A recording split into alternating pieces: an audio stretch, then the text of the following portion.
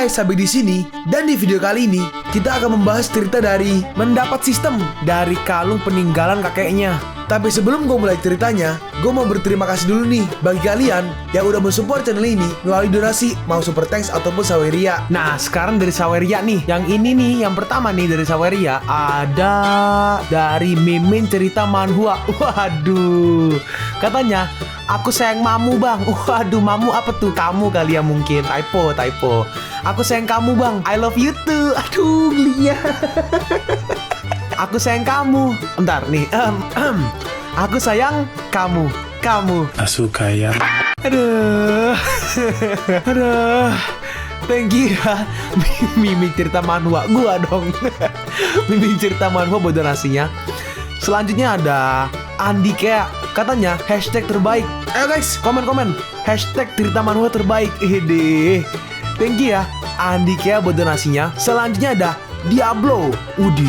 Katanya, mana Ergozi? Kangen aneh bro. Ergozi belum lanjut bro. Sementara kan masih season 1 tuh, apa namanya, komiknya sama novelnya. Nah, kita nunggu season 2 lanjut. Untuk sementara, komiknya masih end, jadi bukan ongoing. Kalau ongoing kan masih jalan tuh, komiknya masih ada, nunggu update. Tapi kalau sekarang posisi tuh end, mentok, belum ada lanjutannya. Jadi untuk sekarang kita harus nunggu S2 dulu atau season 2. Nah, S2 nanti dikira kuliah lagi. Tapi begitulah. Sekarang kita nunggu season 2 dulu. Kalau ada pasti Mimin bikinin. Thank you ya Diablo buat donasinya. Buat kalian yang mau mensupport channel ini dengan donasi atau emang sekedar mau beli Mimin kopi, kalian bisa pilih antara super thanks atau Saweria. Gue sih gak masalah kalian pilih yang mana. Cuma kalau bisa lewat Saweria aja. Soalnya kalau YouTube potongannya gede 30%. Kalau Saweria cuma 5%. Untuk link Saweria kalian bisa klik aja di atas kanan nih, atau bisa cek di kolom deskripsi. Tapi kalau mau support gak harus donasi kok. Dengan kalian nonton sampai habis dan memberikan like pada video ini, itu udah ngebantu banget buat support channel ini. Oh iya, kalian juga bisa join nih ke grup Telegram komunitas Cerita Manhwa yang baru. Untuk linknya gue tampilin di layar ya. Tapi kalau malas ngetik, cek aja kolom deskripsi. Di sana kalian bisa sharing nih topik seputar manhwa dan kawan-kawan, dan juga ketemu teman baru. Kalau mau info terbaru dari Mimin, misalnya upload kapan atau misalnya ada telat upload, Mimin pasti akan langsung infokan di Telegram. Makanya jangan lupa join ya. Nggak perlu berlama-lama lagi, kita mulai aja ceritanya. Halo guys, Sabik di sini. Dan sebelum mulai ceritanya, gue mau ngumumin nih kalau Mimin sekarang ngadain giveaway. Mimin mau giveaway 1 buah HP baru saat nanti udah menyentuh 50.000 subscriber. Untuk ikut atau berpartisipasi ada beberapa syaratnya nih, tapi simple banget. Syarat dan ketentuannya kalian bisa lihat nih di Instagram Mimin. Instagram Mimin tuh nih, Mimin tulis nih HP Sabik 12, atau kalian bisa lihat aja nih di link di deskripsi, udah Mimin cantumin di bawah. Di Instagram Mimin itu ada postingan dengan logo Cerita Manhwa. Nah, di sana kalian bisa lihat tuh syarat dan ketentuannya. Gak susah kok, syaratnya simple banget. Gak pakai ribet, gak pakai susah. 2 menit selesai. Pemenangnya akan Mimin umumin saat udah menyentuh 50.000 subscriber. Tunggu apa lagi? Makanya yuk buruan subscribe biar cepet-cepet giveaway-nya. Nanti bakal ada giveaway terus kok, tenang aja. Oke, segitu aja. Kita lanjut ke ceritanya. Mustahil, menurut yang aku tahu, itu adalah barang langka. Harganya sekitar 400 juta. Hah? Apakah ini Love the City yang legendaris itu? Si suster berkata, hehehe, aku menduga sih barang ini pasti dari pacarmu, sebagai bukti bahwa cinta kalian gak akan pernah mati. Dalam hati Cingsue, aku gak menyangka bahwa dia ternyata memberiku barang berharga. Aku kembalikan aja. Lalu si Cingsue menelpon Xiaoke nih untuk bertemu di Shan'an Cafe. Xiaoke berkata, Dr. Leng, aku gak punya banyak waktu. Katakan, apa yang bisa aku bantu? Cingsue berkata, aku ingin kembalikan barang berharga milikmu ini. Barang apapun yang telah aku berikan, jangan pernah dikembalikan. Apa boleh aku tahu? Kenapa? Apa kau gak suka? Enggak. Ini terlalu mahal dan juga ada aturan tertentu di rumah sakit. Aturan apa? Kalau perlu, aku akan menghubungi rumah sakit untuk merubah aturan itu untukmu. Ini... Lalu tiba-tiba seseorang berkata nih, kebetulan sekali muncul nih 2 orang nih. Orang yang kiri nih adalah Chen Xiang, yang kanan Liu Feifei. Si Feifei berkata, aku gak menyangka kau punya pacar. Tapi kenapa pacarmu berpenampilan biasa aja? Enggak, kau salah paham. Dia bukan pacarku. Lalu si Feifei mengeluarkan seperti sebuah kartu undangan nih dari tasnya. Feifei berkata, kau sudah kepergok. Kau gak bisa melarikan diri lagi. Aku harap kau bisa datang ke acara ini dengan pacarmu nanti. Oke, aku akan datang. Si Chen Xiang melihat nih ke arah Xiaoke dan dia berkata, hari ini kau sudah ketahuan. Jadi gak ada alasan pacarmu akan absen. Sampai ketemu di sana. Tunggu. Dan mereka berdua pun pergi nih. Terus si Chen Xiang dicubit sama si Fei Fei. Chen Xiang, kenapa kau terlihat gelisah? Apa kau punya pacar lagi? Enggak. Aku hanya...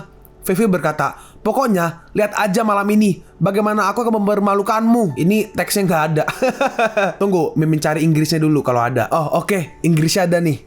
Oke, aku juga ingin lihat si wajah putih ini bisa apa. Wajah putih itu Xiaoke ya. Dalam hati Xiaoke, sepertinya dia nggak pandai berbicara dan sedikit pemalu. Tenang aja, aku adalah orang baik. Aku lapar sekali. Dr. Leng, kau nggak akan membiarkanku di sini tanpa makanan kan? Oh iya, aku lupa mau makan apa. Xiaoke mengambil kartunya nih. Setidaknya pasti ada makanan mewah kan? Dan mereka pergi nih di Changpei Guild Hall. Ternyata seperti ada acara nih. Jadi pada makan-makan nih. Fei Fei berkata, kenapa mereka belum datang? Seseorang merespon, Changpei Guild Hall memiliki sistem keamanan yang ketat. Kurasa dia nggak akan bisa masuk. Biarkan aja. Nanti dia juga memanggilku untuk bisa masuk.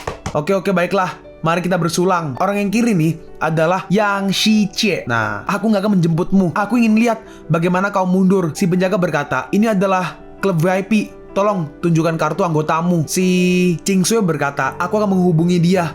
Xiaoke merespon, gak perlu. Aku tahu mereka melakukan ini dengan sengaja untuk mempermalukanmu. Ini, apa yang kau maksud adalah ini? Hah? Ini? Dan mereka langsung kayak diberi sambutan tuh. Hah? Kok bisa? Sementara itu dikasih tahu nih, ternyata kayak kartu khusus. Apa? Itu kartu khusus? Lalu orang kayak manajer tuh datang tuh ngelaporin ke si Huang. Bos, ada yang bawa kartu nomor 1. Hahaha. Padahal aku ingin mencarinya, tapi dia udah datang duluan. Ini Paulona tahun 1945 kirim ke Xiaoke dan bilang, aku ingin mentraktir dia minum. Ini nilainya jutaan. Kok nggak layak untuk minum? Hanya Jadeite Raja Jade yang layak. Baik. Fei Fei berkata, lihatlah siapa yang datang. Ching Sui berkata, lama nggak bertemu. Wah itu bunga sekolah. Dia datang. Udah lama sekali nggak bertemu. Fei Fei berkata nih, dia juga membawa pacarnya yang tampan. Mendapatkan bunga sekolah. Kau cari masalah. Ya itu benar. Lalu tiba-tiba si Cie mau motong nih. Cukup, hentikan. Karena semua sudah datang, silahkan duduk. Ching Sui melihat kanan ke kiri. Loh, duduk di mana? Fei Fei menjawab, bawa mobil butut, duduk di sebelah kiri. Bawa mobil mewah, duduk di sebelah kanan. Lalu Xiaoke ngeluarin nih kuncinya nih. Kalau mobil ini duduk di mana? Hah? Aku merasa kalau kunci itu adalah mainan. Kalaupun benar, dia pasti main judi. Ching Sui membalas, hey, itu asli.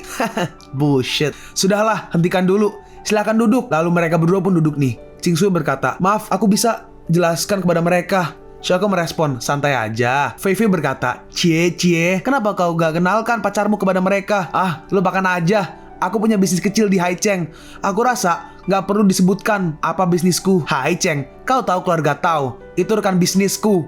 Xiaoke membalas, keluarga Tao sangat akrab denganku. Dalam hati Chen Xiang, halah, bullshit. Keluarga Tao adalah keluarga nomor 1 di Haicheng. Gak mungkin orang sepertimu bisa akrab. Lihatlah caraku mempermalukanmu. Chen Xiang berkata, Mr. Xiao, aku dengar Leng Suehua berangkat kerja pakai sepeda listrik. Kalau kau yang mendekat dengan keluarga Tao, setidaknya kau bisa belikan mobil untuk pacarmu. Xiaoke merespon, apa urusannya? Terus Ching Sui berkata, jangan pernah. Chen Xiang melanjutkan nih, jika emang benar, setidaknya kau pasti punya riwayat panggilan dengan keluarga Tao. Kuizinkan kau melihatnya nih. Nah ternyata si Chen Xiang menelpon si Tuan Tao yang tua tuh. Kalau kalian inget ya. Siapa? Chen Xiang berkata, Tuan Tao, aku Chen Xiang yang pernah pergi ke tempatmu untuk membeli kartu perjamuan sebelumnya.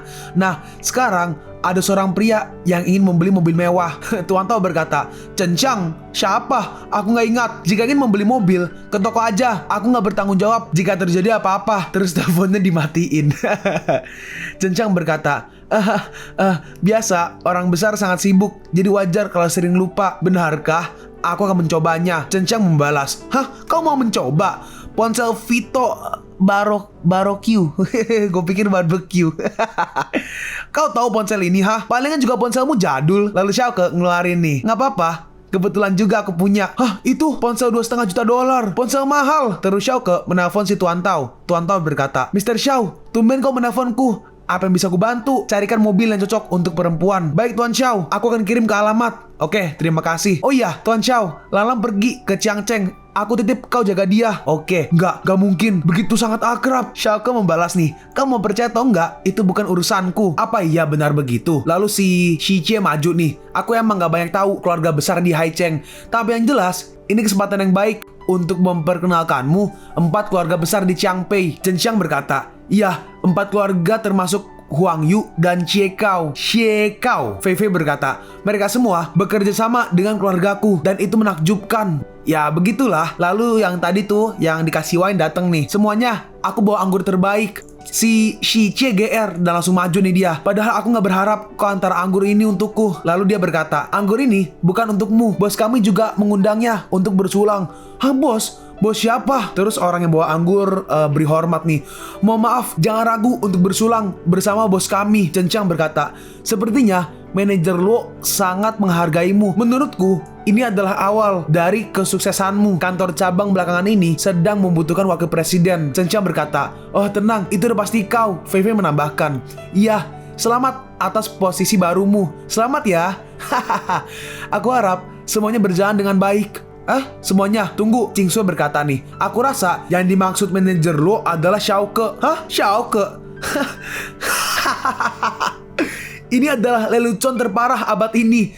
Kau emang benar-benar pandai bicara omong kosong. Hah? Ini anggur Paulownia 1945. Harganya $5 juta dan merupakan anggur termahal. Yang sudah jelas sekali ini diberikan hanya untuk pejabat dan tamu terhormat. Lalu apakah dia pantas mendapatkannya? Iya, itu benar itu. Apakah dia pantas menjadi tamu terhormat? Iya, udah jelas sekali. Anggur ini bukan untuk dia. Lalu si Huang keluar nih. Untuk dia itu. Tentu saja itu untuk dia. Si Cie berkata, Tuan Huang, aku Xiaoyang. Terima kasih atas penghormatannya untukku. Tapi didorong nih sama si manajer. Si Huang menghampiri Xiaoke nih. Dia berkata, aku gak menyangka Tuan Xiao akan datang ke sini. Yang jelas, aku sudah lama ingin bertemu denganmu. Xiaoke. Oke, mereka berdua bersalaman nih. Xiaoke berkata, Bos Huang, terima kasih banyak. Dan Bos Huang menuangkan wine nih dan dikasih ke Xiaoke. Huang berkata, aku pernah dengar sebutan Raja J, tapi ketika aku bertemu denganmu, aku yakin kau layak dengan sebutan itu. Xiaoke merespon, aku gak mau minum yang pertama. Aku belum begitu akrab dengan kau. Jadi sebaiknya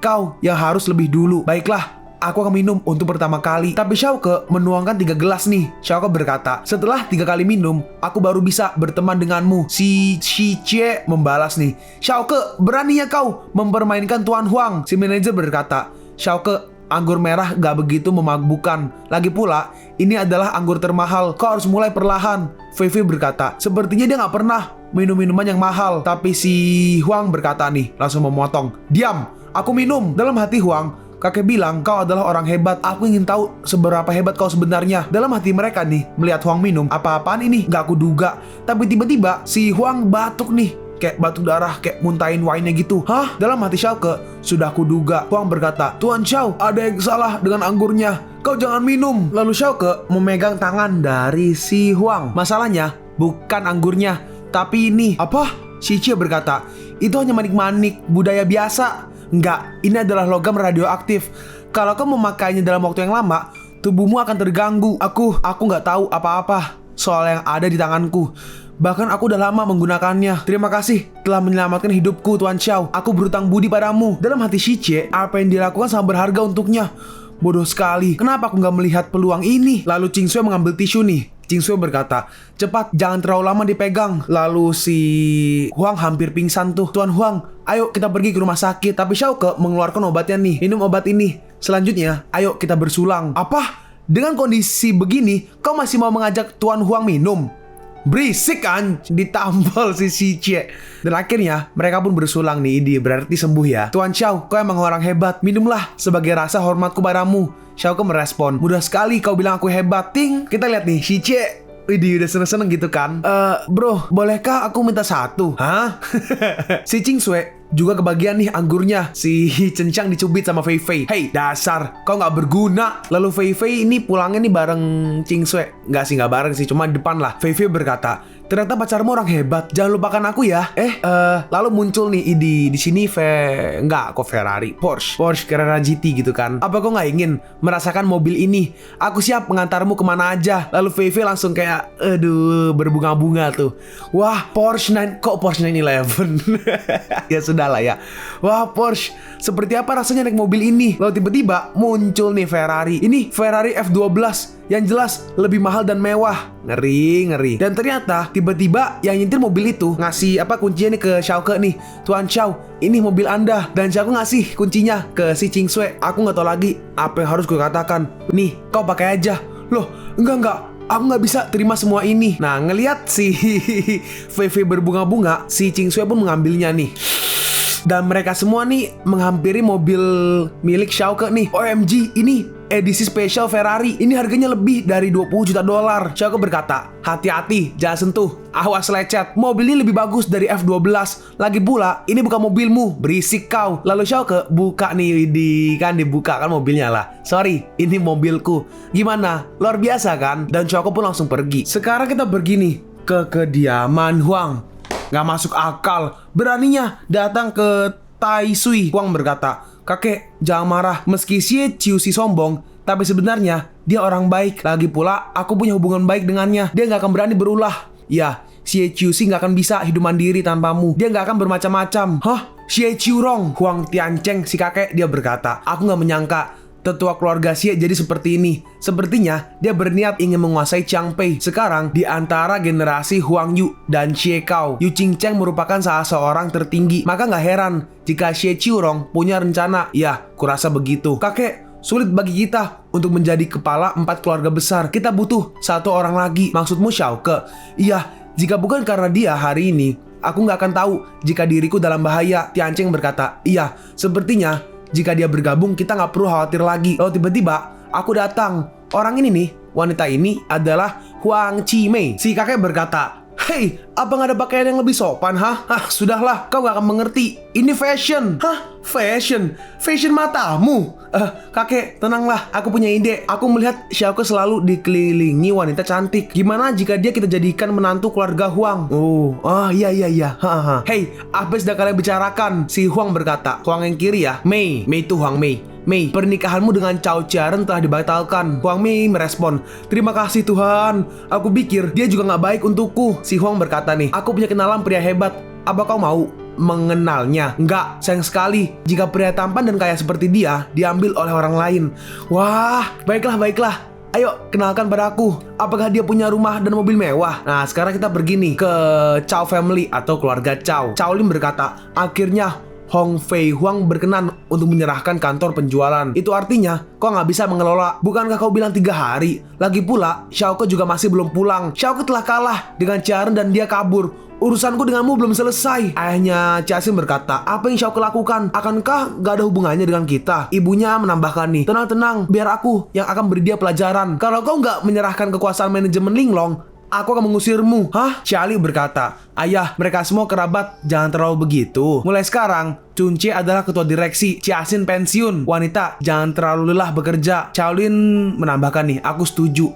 Dalam hati Jiaxin, aku harus kuat dan mampu. Meski tanpa Xiaoke, ini adalah kesempatanku untuk membuktikan. Jiaxin berkata, Xiaoke, aku gak percaya kau akan meninggalkanku dalam kondisi ini. Kau di mana sekarang? Lalu Xiaoke datang nih, ngasih tisu. Idih, gila. Siapa yang membuat istriku menangis? Xiaoke berkata, aku gak melihatmu sehari aja, dan kau berani membuat istriku menangis. Xiaoke, jangan salah paham. Xiao, kau apakan Cao sih, ha? Percaya atau enggak, aku bisa membawamu ke penjara. Seharusnya kau udah tahu tentang anakmu. Sebaiknya kau tanyakan aja sendiri pada anak itu. Lalu si paman yang pembantu itu loh, nah dia berkata, bawa aku ke atas untuk bertemu dengannya. Jika emang terbukti kau yang melakukannya, aku gak akan mengasihanimu sedikit pun. Dan mereka pun pergi nih. Jiaxin berkata, sayang, gimana ini? Apa sebaiknya kita pergi aja dari sini? Xiaoke menjawab, nggak ada yang perlu ditakuti. Cao Lin berkata, kenapa kau diam aja? Apa kau nggak mengajari menantumu untuk berperilaku baik? Hei, setan, berlutut dan cepat minta maaf kepada mereka. Lalu Xiaoke menahan tangannya nih. Mertua, apa kau nggak ingat siapa yang memberimu kemuliaan dan kekayaan, ha? Ayahnya membalas nih, bersetan dengan itu. Lalu ini diangkat nih, si Jiaren pakai diangkut kayak buat P3K. Nah itu, Xiali bertanya, saudaraku, apa terjadi? Apa benar Xiaoke yang membuatmu menjadi begini? Jika emang benar, kami gak akan tinggal diam. Lalu Xiaoke menghampirinya nih, tua muda keempat, apa kau masih berani bicara omong kosong? Bukan Xiaoke melakukannya. Aku yang membenturkan diri sendiri ke tembok. Nah, kau lihat kan, apakah ada urusannya denganku? Oh, ternyata salah paham. Cao Lin berkata, baiklah, jika ini semua hanya salah paham. Yang penting, Jiaxin telah menyerahkan jabatannya di Linglong. Xiaoke, kali ini kau kalah. Aku sudah menyelesaikan semua urusan Linglong. Tapi nggak akan ada penjualan. Apa maksudmu? Karena sekarang semua villa di Rich Community menjadi milikku. Linglong sudah nggak ada lagi yang kosong. Kau mau apa? Dalam hati Jiaren, bagaimana bisa dia punya kartu Mishka? aku kalah. Lalu si paman datang nih. Tuan, ada kabar buruk. Xiao Ke bertanya, ada apa? Kenapa kau? Si paman menjelaskan nih, keluarga Huan membatalkan pernikahan dengan Cao Qiaren. Mendengar itu, si Cao Lin kaget. Apa? Apa yang terjadi dengannya? Gak hanya itu, keluarga Huan juga hentikan proyek Xishan dengan kita. Hah? Keluarga Yu juga menghentikan proyek bangunan dengan kita. Dan ada beberapa kabar buruk lagi lainnya. Mendengar itu, semua orang kaget nih. Ayah, apa kau baik-baik aja? Kurasa keluarga Cao sudah tamat. Lalu Cao Lin pergi ke Qiaren nih. Hei, sebenarnya apa yang terjadi? Apa yang kau lakukan? Brengsek. Sekarang, yang terpenting adalah menyelamatkan keluarga Cao. Cao Lin berkata, iya, ayo aku akan minta maaf kepadanya sekarang. Xia Li bertanya, hah? Sekarang? Iya, cepat. Setidaknya, meski kau batal menikah, proyek Xishan harus tetap lanjut. Ini bukan soal uang semata. Bermasalah dengan keluarga Huang itu sama aja berurusan dengan seluruh orang besar di Changpei.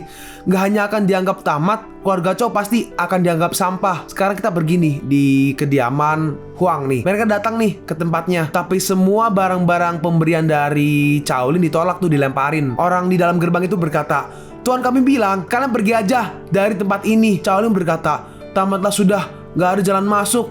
Sedangkan di Plum Blossom Hall of Chao Garden, di Plum Blossom tuh loh. Nah ini Xiao Ke lagi mandi. Lah. Ternyata aku ahli dalam bisnis. Sedangkan Jiaxin, dalam hati Jiaxin, layani suami dulu walaupun punya sedikit waktu. Srek.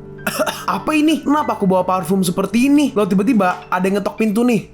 Siapa? Ada apa? Nona Jiaxin, Anda diminta untuk segera pergi ke Alo Peony untuk pertemuan penting keluarga. Oh, oke, aku akan segera ke sana. Dan Jiaxin ngambil baju nih. Dalam hati Jiaxin, nggak tahu lagi harus gimana. Selalu aja ada kegiatan. Xiao Ke pun selesai mandi nih. Istriku, aku datang. Lampunya dimatiin. Lalu tiba-tiba kayak ada yang memecut pakai pecut tuh ke Xiao Ke.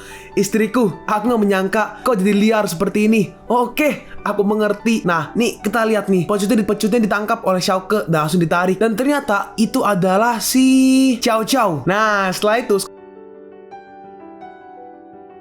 kalian pun sampai di penghujung video ini.